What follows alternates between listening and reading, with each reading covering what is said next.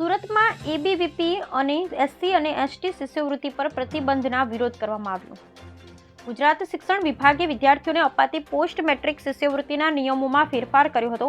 Management કોટાની બેઠક પર પ્રવેશ લેતા એસસી અને એસટી વિદ્યાર્થીઓને શિષ્યવૃત્તિ ન આપવાનું જાહેરનામું બહાર પાડવામાં આવ્યું હતું. કેન્દ્રીય પ્રવેશ સમિતિ દ્વારા સરકારી બેઠકો પર પ્રવેશ મેળવનાર વિદ્યાર્થીઓને જ વિવિધ સરકારી શિષ્યવૃત્તિઓની સહાય આપવાનો નિર્ણય લેવામાં આવ્યો છે.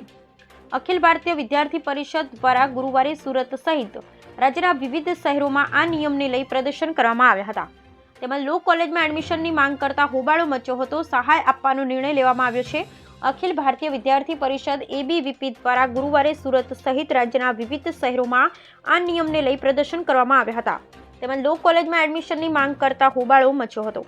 રાજ્યમાં ડિગ્રી, ડિપ્લોમા, એન્જિનિયરિંગ, ફાર્મસી અને અન્ય વિવિધ અંડર ગ્રેજ્યુએટ અને પોસ્ટ ગ્રેજ્યુએટ અભ્યાસક્રમોમાં પ્રવેશ લેતા વિદ્યાર્થીઓને વિવિધ પોસ્ટ મેટ્રિક શિષ્યવૃત્તિઓ આપવામાં આવે છે.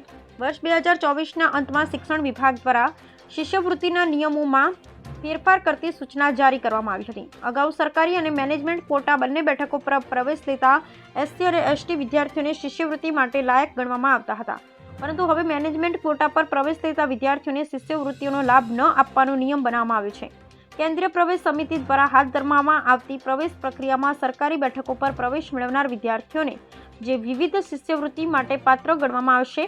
ઉપરાંત ખાલી પડેલી બેઠકો મેનેજમેન્ટ કોટામાં તબદીલ કરી દે બેઠક પર પ્રવેશ અપાયો હોય તો પણ શિષ્યવૃત્તિનો લાભ મળશે નહીં. Bureau report, Sunil Ganjawala, Surat.